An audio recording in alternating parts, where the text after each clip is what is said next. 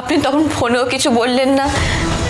বলুন না, বলুন না স্যার, আমার স্বামী, আমার বোন, এদের কোনো খোঁজ পাওয়া গেছে? দেখুন, বোনের ব্যাপারে আমরা এখনো কোনো খবর পাইনি, কিন্তু স্বামীর ব্যাপারটা কনফার্ম করার জন্যই আপনাকে ডেকে পাঠিয়েছি।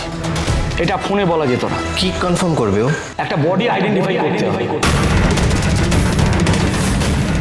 ও গৌরব নয়। স্যার, স্যার আমি আইডেন্টিফাই করছি, এটা আমার ভাইয়েরই বডি।